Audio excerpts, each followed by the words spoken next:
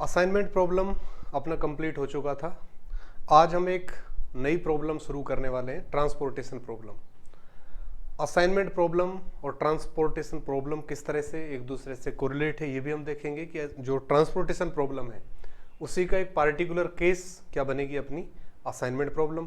तो transportation problem का mathematical formulation आप किस तरह से कर सकते हो, ट्रांसपोर्टेशन प्रॉब्लम का फिजिबल सॉल्यूशन अपन किस तरह से डिफाइन करते हैं, बेसिक फिजिबल सॉल्यूशन किस तरह से डिफाइन करते हैं, ठीक है। बाकी उससे रिलेटेड जो भी कितने नंबर ऑफ वेरिएबल्स उसमें होंगे, कितने कंस्टेंट उसमें होंगे, कितने लीनियरली इंडिपेंडेंट कंस्टेंट्स होंगे, कितने बेसिक फिजिबल सॉल्यूशंस बन सकते हैं, कितने इंडिपेंडेंट नंबर ऑफ अलोकेशंस आप किए जा सकते हैं एंड सो ऑन। इस तरह से बहुत सारी चीज़ें। उसके बाद फिर ट्रांसपोर्टेशन प्रॉब्लम्स को सोल्व करने के क्या क्या मेथड्स हैं, तो उसमें सबसे पहले होता है initial basic feasible solution find करना। तो initial basic feasible solution find करने के 3 मेथड हम पढ़ेंगे। एक तो नॉर्थ वेस्ट कॉर्नर मेथड, इसके अलावा मैट्रिक्स मिनिमम मेथड, और एक हम पढ़ेंगे वोगल अप्रोक्सीमेशन मेथड। और इसके बाद एक यूवी मेथड है या इसे मोदी मेथड भी कहते हैं, जिसके सहायता से हम ट्रांसपोर्टेशन प्रॉब्लम का ऑप्टिमल सॉल्यूशन फाइंड कर सकते हैं। इसके अलावा अगर कोई भी ट्रांसपोर्टेशन प्रॉब्लम अनबैलेंस है, बैलेंस नहीं है, तो किस केस में बैलेंस नहीं होगी, और अनबैलेंस है तो फिर उसको कैसे आप सोल्व करोगे। या फिर कोई भी ट्रांसपोर्टेशन प्रॉब्लम है उसमें डिजेनरेट सॉल्यूशन आपको किस केस में मिलेगा एंड सो ऑन। इस तरह से कुछ टॉपिक्स जो भी ट्रांसपोर्टेशन प्रॉब्लम से रिलेटेड है, ये सारे टॉपिक्स हम अपने इस लेक्चर में कवर करने की कोशिश करेंगे, या फिर एक हो सकता है नेक्स्ट लेक्चर और इसका बने, तो 2 लेक्चर्स में टोटल अपना ट्रांसपोर्टेशन प्रॉब्लम होगा, ठीक है।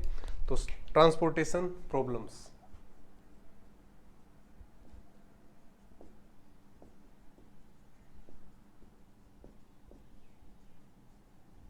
परिवहन समस्याएं।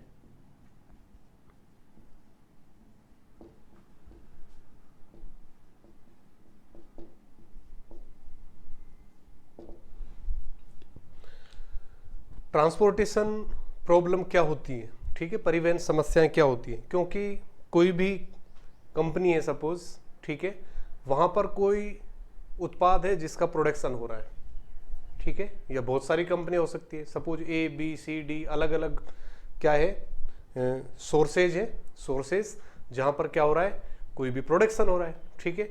अब उन सोर्सेज से माल आपको दूसरी जगह भेजना है, जैसे कि भाई आपने कोई भी उत्पादन किया, सपोज आपको उसको मंडी में लेकर जाना है या किसी दूसरी जगह आपको भेजना है, तो जहां पर प्रोडक्शन हो रहा है, जहां पर प्रोडक्शन किया जा रहा है, उसको तो अपन क्या कहेंगे, सोर्सेज, ठीक है, सोर्सेज, सोर्सेज, ठीक है, स्रोत, स्रोत जहां पर प्रोडक्शन किया जा रहा है उसको तो अपन क्या कहेंगे, सोर्सेज। और जहां पर आपका जो प्रोडक्शन किया हुआ प्रोडक्ट्स है, जो आपका माल है, उसको आप भेज रहे हो जहां पर, उनको अपन कहेंगे डेस्टिनेशंस, डेस्टिनेशंस, ठीक है। तो गंतव्य बोलते हैं वैसे इसको, गंतव्य यानी कि जहां पर आपको इसको भेजना है, ठीक है। तो 2 चीजें इंपॉर्टेंट है ट्रांसपोर्टेशन प्रॉब्लम्स के अंदर, एक तो सोर्सेज और दूसरा क्या है, डेस्टिनेशंस। सोर्सेज कोई भी प्रोडक्ट बनाते हैं और फिर उस प्रोडक्ट को डेस्टिनेशंस को भेजते हैं। अब सोर्सेज कितने होंगे और डेस्टिनेशंस कितने होंगे, ऐसा कोई फिक्स नहीं है, आप कितने भी ले सकते हो। सपोज 4 सोर्सेज है और 5 जगह भेजना है, सप्लाई करना है माल आपको, तो आप अलग अलग कर सकते हो, किसी को कुछ कर सकते हो, किसी को थोड़ा कम, किसी को ज़्यादा, अलग अलग तरह से, वो आपकी चॉइस है, आप कर सकते हो, ठीक है। तो ये अपने पास मेन जो 2 फैक्टर्स यहाँ पर काम करेंगे, सोर्सेज और डेस्टिनेशंस। अब आप देखिए सोर्सेज की तो क्या होगा, सोर्सेज के पास जो इंपॉर्टेंट चीज है वो तो क्या है, सोर्सेज की कैपेसिटी होगी, कैपेसिटी, क्षमता, ठीक है। हर एक सोर्स की कोई कैपेसिटी होगी कि भाई फलाना सोर्स है कि कितना प्रोडक्शन कर सकता है, हर सोर्स की कैपेसिटी तो है ही, ऐसा तो हो नहीं सकता कि कैपेसिटी अनलिमिटेड हो सभी की, तो कोई ना कोई कैपेसिटी तो होगी हर एक सोर्स की, ठीक है, कि कितना माल सपोज 100 यूनिट बना सकता है एक दिन में, या 500 यूनिट बना सकता है, या 1000 यूनिट बना सकता है, ठीक है। तो हर एक सोर्स की क्या होगी, कैपेसिटी होगी, और हर एक डेस्टिनेशन की डिमांड होगी, कोई फिक्स डिमांड होगी, मांग। तो सोर्स के अपनी जो कैपेसिटी है, जितना माल उसने प्रोडक्शन किया, वो फिर बाकी जो डेस्टिनेशन से उनकी डिमांड के हिसाब से उनको क्या करते हैं, सप्लाई करते हैं। अब जब सप्लाई करते हैं सोर्सेज से डेस्टिनेशंस को, आप प्रोडक्ट भेज रहे हो तो उसमें जो कॉस्ट लगती है ट्रांसपोर्टेशन कॉस्ट, ठीक है। Suppose A B C D, suppose कुछ ओरिजिन्स है, ठीक है, सोर्सेज है, ओरिजिन्स भी बोलते हैं इनको अपन, ओरिजिन्स भी बोलते हैं इनको अपन, ओरिजिन जहां माल बन रहा है, ओरिजिन या सोर्सेज, ठीक है, ओरिजिन्स है। Origin suppose O1 O2 O3 and so on है, और destination suppose D1 D2 D3 and so on है। अब O1 के पास कितनी कैपेसिटी है, सपोज O1 1000 यूनिट बना रहा है, और D1 की सपोज जो डेस्टिनेशन है उसकी कैपेसिटी, उसकी जो डिमांड है सपोज 700 यूनिट है। तो एक अगर 1000 यूनिट बना रहा है और एक डेस्टिनेशन की डिमांड 700 यूनिट है, तो हो सकता है कि उसको 700 यूनिट दे दे, अब उसके पास 300 यूनिट और बची है, तो वो किसी दूसरे डेस्टिनेशन को दे सकता है वो, ठीक है। तो अब ये हो सकता है कि जब सोर्सेज से या ओरिजिन से आप प्रोडक्ट को भेज रहे हैं तो उसमें जो ट्रांसपोर्टेशन कॉस्ट है वो डिफरेंट होगी। कोई आपके पास में हो सकता है, कोई गोडाउन आपके दूर हो सकता है, तो उसके हिसाब से उसकी कॉस्ट होगी ट्रांसपोर्टेशन कॉस्ट। यानी कि जो टेबल अपन बनाएंगे वो टेबल किसकी होगी, कॉस्ट की टेबल होगी। यानी कि जो मैट्रिक्स यहां पर भी बनेगी वो किसकी होगी, कॉस्ट मैट्रिक्स होगी। यानी कि अगर ओरिजिन O1 से डेस्टिनेशन D1 को अगर कोई भी प्रोडक्ट भेजा जा रहा है तो जो कॉस्ट होगी उसको C11 से डिनोट कर सकते हैं। पहले ओरिजिन से दूसरे डेस्टिनेशन को भेजा जा रहा है तो C12 से डिनोट कर सकते हैं, एंड सो ऑन। यानी कि कॉस्ट मैट्रिक्स आपके पास बन गई। अब हमें क्या करना होता है कि इस कॉस्ट मैट्रिक्स को देखते हुए मिनिमम कॉस्ट की प्रॉब्लम फ्रेम करनी होती है, या जो मिनिमम कॉस्ट जो होगी वो हमें फाइंड करनी होती है। यानी कि अगेन ट्रांसपोर्टेशन प्रॉब्लम्स भी किसकी हैं, मिनिमाइजेशन की प्रॉब्लम्स है। तो सबसे पहले तो इसका जो फॉर्मूलेशन है वो किस तरह से अपन लिखते हैं, देखो फॉर्मूलेशन किस तरह से इसकी टेबल अपन बनाते हैं, और फिर इसको आप मैथमेटिकल फॉर्मूलेशन आप किस तरह से करते हो, ये टेबल इस तरह से बनाते हैं हम।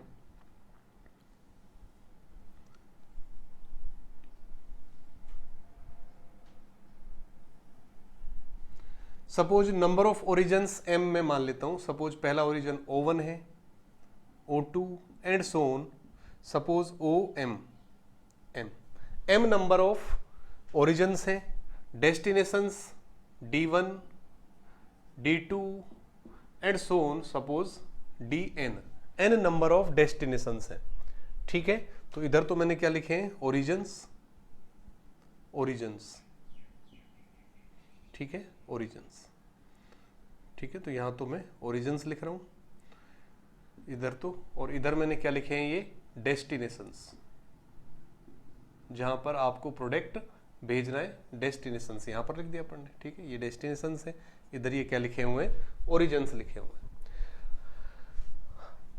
अब क्या होगा देखो, अगर O1 ओरिजिन से D1 डेस्टिनेशन को प्रोडक्ट भेजा जा रहा है तो सपोज इसकी कॉस्ट C11 है, O1 से D2 पर जाएं तो C12 and so on C1n। इसी तरह से सेकेंड ओरिजिन से भेजें तो C21 C22 and so on C2n and so on.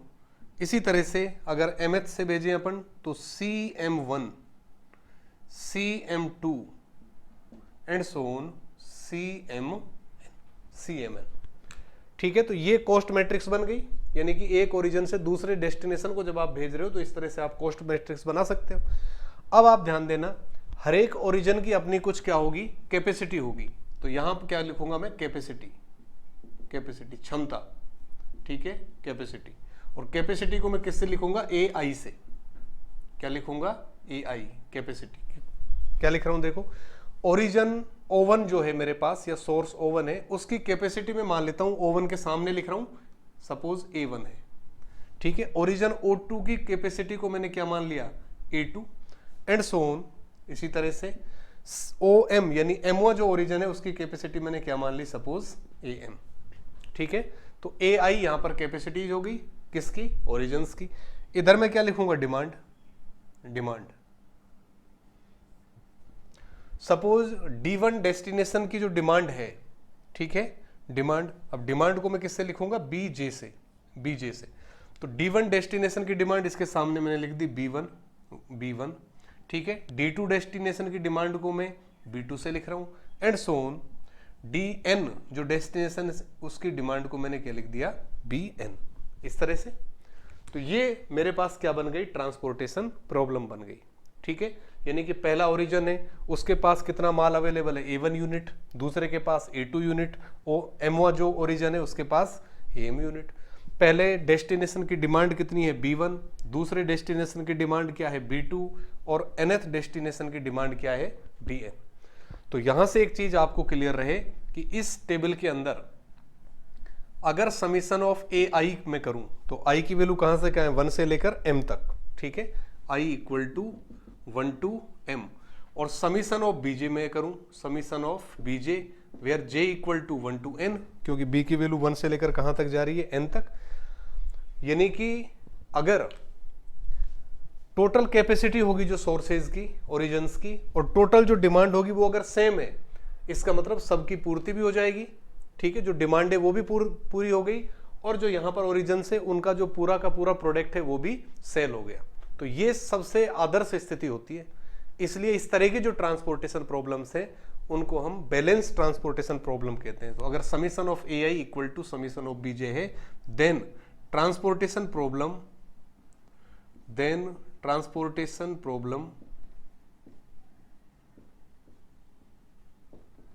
is called balanced, संतुलित, ठीक है, क्या कहलाती है, संतुलित परिवहन समस्याएं कहलाती हैं, ठीक है। तो ये इंपॉर्टेंट चीज है, क्योंकि जो भी मेथड्स वगैरह हम लगाएंगे वो उसी ट्रांसपोर्टेशन प्रॉब्लम के लिए लगेंगे जो बैलेंस है। अगर बैलेंस नहीं है, जैसे वहां पर भी हमने देखा था किसके अंदर, असाइनमेंट प्रॉब्लम्स के अंदर, कि अगर उसमें नंबर ऑफ रोज और नंबर ऑफ कॉलम्स अगर डिफरेंट है तब वो अनबैलेंस हो जाती है। तो पहले उसको बैलेंस करते हो, फिर उस पर अपन जो भी मेथड है वो अप्लाई करते हैं। Then transportation problem is called balanced. तो बैलेंस ट्रांसपोर्टेशन प्रॉब्लम इस केस में ये कहलाती है, ठीक है। और साथ ही आप देख सकते हो कि ये जो मैट्रिक्स है, इस मैट्रिक्स का ऑर्डर क्या बन रहा है, यहाँ पर कितने ऑर्डर की मैट्रिक्स बन रही है, m क्रॉस n की। किस ऑर्डर की मैट्रिक्स बनेगी, m क्रॉस n की। नंबर ऑफ रोज तो कितने आ रहे हैं इसमें, m, और नंबर ऑफ कॉलम्स कितने आ रहे हैं यहाँ पर, n आ रहे हैं, t1 d2 dn, और number of rose o1 o2 on, ठीक है। ये यानी कि नंबर ऑफ डेस्टिनेशन और नंबर ऑफ सोर्सेज इक्वल होना कोई जरूरी नहीं है, नंबर इक्वल होना जरूरी नहीं है, लेकिन ठीक है, अगर नंबर अलग अलग भी है उनका, सपोज सोर्सेज तो 3 है और डेस्टिनेशन 5 है, तो भी प्रॉब्लम बैलेंस हो सकती है। क्योंकि बैलेंस के लिए आपको क्या देखना है ट्रांसपोर्टेशन में, केवल कैपेसिटीज देखनी है कि जो कैपेसिटी है वो और डिमांड है वो, टोटल कैपेसिटी इक्वल टू किसके आना चाहिए, टोटल डिमांड के आना चाहिए। तब आपकी जो ट्रांसपोर्टेशन प्रॉब्लम है वो क्या कहलाती है, बैलेंस ट्रांसपोर्टेशन प्रॉब्लम कहलाती है। अब इसका मैं मैथमेटिकल फॉर्मुलेशन लिख रहा हूं इसका। तो मैथमेटिकल फॉर्मुलेशन क्या होगा, देखो,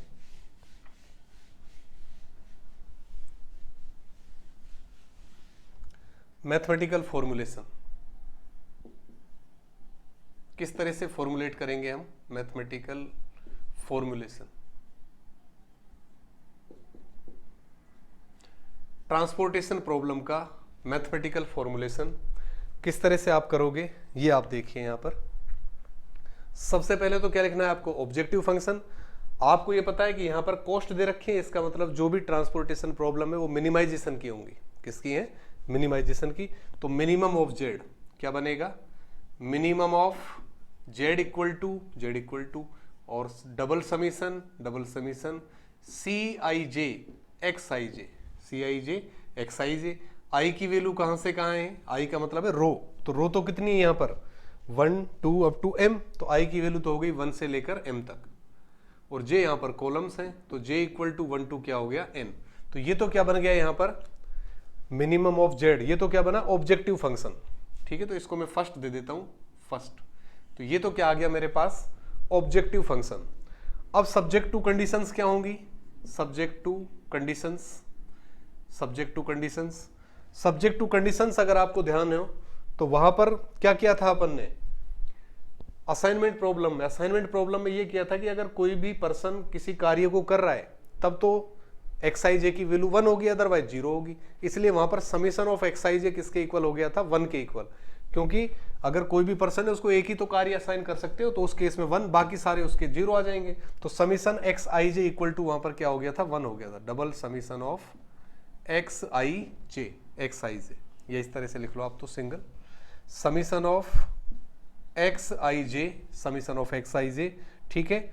और मैं रो को फिक्स कर रहा हूँ, किसको, रो को, तो यहां पर मैं जे को वेरी करवा हूँ, जे इक्वल टू 1 to n। तो जे को अगर मैंने वेरी करवा दिया, इसका मतलब कॉलम चेंज हो रहा है, रो फिक्स है। तो रो अगर ये फिक्स है तो इसके लिए x11 ले रहा हूं, इसके लिए x12, इसके लिए x1n, तो इन सब का सम किसके बराबर हो सकता है, a1 के इक्वल। ठीक है, अगर इन सब का सम a1 के इक्वल है, इसका मतलब इसकी कैपेसिटी क्या हो जाएगी, पूरी फर्स्ट रो की।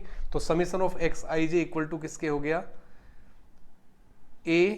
अब यहां पर ये तो इसके फर्स्ट के लिए तो जे की आई की वैल्यू क्या हो जाएगी 1, तो यहां पर मैं क्या लिखूंगा, ए आई लिखूंगा, ए आई, और साथ में ये लिख दिया मैंने i इक्वल टू क्या है, 1 से लेकर कहां तक, m तक, i equal to 1 to m।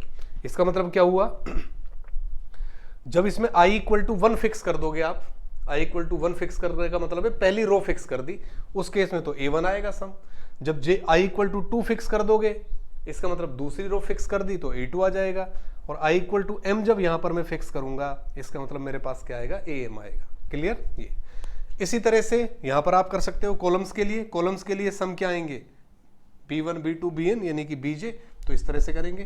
तो समीशन ऑफ xij, अब मैंने कॉलम को फिक्स कर दिया, रो को वेरी कर रहा हूं, तो i इक्वल टू रो की वैल्यू कहां से कहां जाएगी, 1 से लेकर m तक, i equal to 1 to m, और इक्वल टू किसके बनेगा, bj के, इक्वल टू bj के। ठीक है, क्योंकि i तो वेरी हो गया, j बचा, bj, और j की वैल्यू कहां से कहां लेंगे, 1 to up to n, क्योंकि j किसको डिनोट कर रहा है, नंबर ऑफ कॉलम्स को, तो कॉलम्स कितने यहां पर 1 to up to n। ठीक है, तो ये, तो यहां पर कितने इक्वेशन मिले आपको यहां पर इस केस में। ठीक है, तो ये जो रिलेशन यहां पर आए, इस सिस्टम को मैं दे देता हूं, सपोज नंबर सेकंड वाला सिस्टम आ गया आपका, सिस्टम कौन सा आ गया, सेकंड वाला सिस्टम। तो यहां पर देखो आप, m इक्वेशन, तो जब i की वैल्यू 1 लोगे तो एक इक्वेशन मिलेगा, i इक्वल टू 2 की वैल्यू 2 रखोगे तो दूसरा equation, i equal to m रखोगे तो तीसरा, वो mth इक्वेशन, यानी कि m तो यहां मिले, और इसमें j को वेरी करवाओगे तो n यहां पर मिलेंगे। तो टोटल नंबर ऑफ इक्वेशंस कितने मिल रहे हैं, m प्लस n मिल रहे हैं, m प्लस n। और फाइनली आप लिखोगे and X I J's are greater than और equal to 0, X I J's are greater than और इक्वल टू 0। ठीक है, यानी कि जो भी एक्साइजेज यहां पर आप लोगे, ठीक है, कितने नंबर ऑफ वो किधर सप्लाई करना है आपको, अलोकेशन करना है, तो वो सारे क्या होंगे, ग्रेटर देन और इक्वल टू 0 होंगे। तो ये प्रॉब्लम मेरे पास क्या बन गई, ट्रांसपोर्टेशन प्रॉब्लम का मैथमेटिकल फॉर्मूलेशन।